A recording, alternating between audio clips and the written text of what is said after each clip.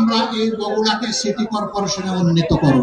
বাংলাদেশ থেকে 28 লক্ষ কোটি টাকা বিদেশে 15.5 বছরে পাচার করা হয়েছে। আমরা চেষ্টা করব পেটের ভিতরে হাত ঢুকিয়ে ওই টাকা বের করে আনতে। বগুড়ায় একটা বিশ্ববিদ্যালয় গড়ে উঠলো না, এটাও আমরা বাস্তবায়ন করবো ইনশাআল্লাহ। বগুড়ায় চাঁদাবাজি নাই, কি বলেন এই সমস্ত কথাবার্তা আপনারা? বগুড়ায়ও চলে? ভাইরে আল্লাহ, তাইলে দেশের কোন জায়গা বাদ পড়বে? আমরা চাঁদাবাজ মুক্ত বাংলাদেশ গড়বো ইনশাআল্লাহ।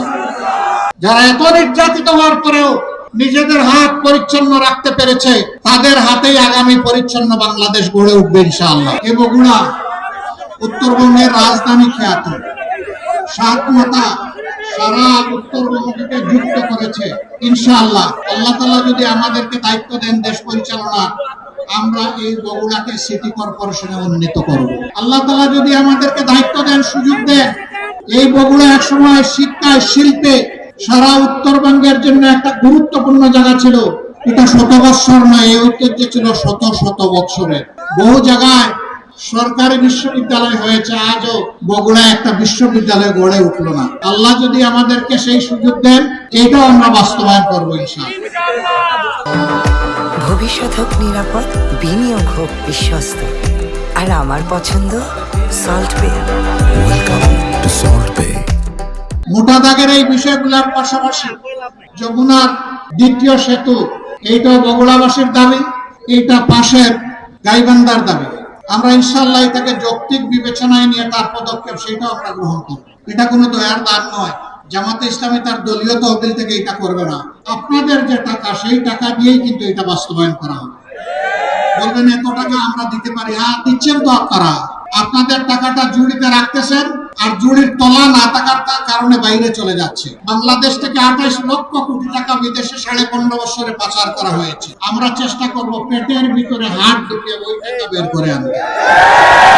এটা জনগণের টাকা, জনগণের জন্য উন্নয়ন খাতে এটা এসে যুক্ত হবে ইনশাআল্লাহ। চোরদের জড় কেটে দেওয়া হবে, আর রাষ্ট্রের টাকা চুরি করতে দেওয়া হবে। তখন আল্লাহ তাআলা এই রাষ্ট্রের ট্রেজারিতে তহবিলে বরকত দিবেন ইনশাআল্লাহ। রাষ্ট্রীয় তহবিল থেকে তখন সকল অঞ্চল ইনসাফের ভিত্তিতে তাদের পাওনা পাবে ইনশাআল্লাহ তাআলা। বগুড়ায় চাঁদাবাজি নাই, কি বলেন এই সমস্ত কথাবার্তা আপনারা? বগুড়ায়ও চলে? ভাইরে আল্লাহ, তাইলে দেশের কোন জায়গা বাদ পড়বে? চাঁদার জ্বালায় অতিষ্ঠ জনগণ। এই চাঁদার কারণে কৃষক তার পণ্যের ন্যায্য মূল্য পায় না। এই চাঁদার কারণে ভোক্তা ন্যায্য মূল্যে সে সবজি শাক কিনতে পারে না। চাঁদাবাজরা মাঝখানে বাঘ বসায় দেয়, এর ভার পড়ে গিয়ে জনগণের ঘাড়ে। ইনশাআল্লাহ তাআলা লাজিম আমরা শহীদদের আকাঙ্ক্ষা বাস্তবায়নে, আমরা তাদের রেখে যাওয়া দায়িত্ব পালনে আমরা দেশবাসীকে কথা দিচ্ছি, আমরা চাঁদাবাজ মুক্ত বাংলাদেশ গড়বো ইনশাআল্লাহ। বলবেন তার প্রমাণ কি? তার প্রমাণ আমরা এত মজলুম একটা দল, আর্থিকভাবে ক্ষতিগ্রস্ত একটা দল। আপনারা বলুন, জামাতে ইসলামের কেউ গিয়ে এই মুদির দোকানের কাছে, রাস্তার পাশে হকারের কাছে, কোন কোন জায়গায় ফকিরের কাছে কোন চাঁদা চেয়েছে? যারা এত নির্যাতিত হওয়ার পরেও নিজেদের হাত পরিচ্ছন্ন রাখতে পেরেছে, তাদের হাতেই আগামী পরিচ্ছন্ন বাংলাদেশ গড়ে উঠবে ইনশাআল্লাহ। আমরা কথা দিয়েছিলাম আমাদের কর্মীরা চাঁদাবাজি করবে না, দুর্নীতি করবে না, মামলা বাণিজ্য করবে না। জনগণ সাক্ষী, আমরা আমাদের কথা রেখেছি। এখন যে কথাগুলো দিচ্ছি সেইগুলো আল্লাহর উপর ভরসা করে বিইজনিল্লাহ আল্লাহ তাআলার সাহায্য নিয়ে সেইগুলো আমরা বাস্তবায়ন করব ইনশাআল্লাহ। একদল তারা সরকারে আসার আগে 10 টাকা দরে চালের কথা বলেছিলেন।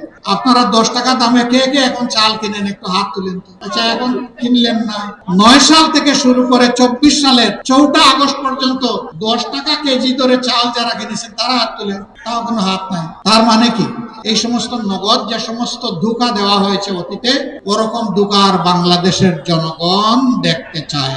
আমরা যা করব এটি আমাদের পৈতৃক সম্পত্তি থেকে নয়, এটি জনগণের অর্থ ভান্ডার থেকে, তহবিল থেকে। ইনশাআল্লাহ সততা যেখানে থাকবে আল্লাহর রহমত সেখানে নেমে আসবে, কাজে বরকত হবে।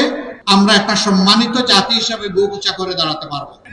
ন্যায় বিচার সকলের জন্য নিশ্চিত করা হবে। কোন রাজনৈতিক দল কিংবা যত প্রভাবশালী ব্যক্তি হোক বিচারের দিকে চোখ তুলে তাকাতে পারবেন। বিচারকে তার আপন গতিতে স্বাধীনভাবে চলতে দিতে হবে। এ বিচার হবে শিশু থেকে বৃদ্ধ, গরিব ধনী মেহনতি মানুষ সহ সম্পদশালী যারা যেখানে আছেন, ন্যায় বিচার পাওয়ার অধিকার সকলের আছে। বিচার আর অর্থের বিনিময়ে বিক্রি হবে না, প্রভাবিত হবে না, রাজনৈতিক কারণে প্রভাবিত হবে না, সেই বিচারটা আমরা বাংলাদেশে কায়েম করতে চাই। যে বস্তা রাজনীতি 54টি বছর এদেশে ফেসিবাদের জন্ম দিয়েছে, লুটেরার জন্ম দিয়েছে, দুর্নীতিবাজের জন্ম দিয়েছে, দুঃশাসনের জন্ম দিয়েছে, আয়নাগরের জন্ম দিয়েছে, এর বিপক্ষে সংস্কারের যে প্রস্তাব, ওই যে বললাম গণভোটে যখন বিজয়ী হবে তখন প্রতিজ্ঞা করতে হবে, ওয়াদা করতে হবে, সংস্কারের সবগুলো প্রস্তাব বাস্তবায়ন করতে সহযোগিতা করবেন। এই 3 শর্ত যারা মানবেন আমরা তাদেরকে খোলা মনে বলতে চাই, আল্লাহ তাআলার ইচ্ছা, তার সাহায্যে, জনগণের ভালোবাসায়, জনগণের ভোটে জামাতে ইসলামী নির্বাচিত হলে সবাইকে নিয়েই আগামী 5 বছর দেশ চালাতে চাই।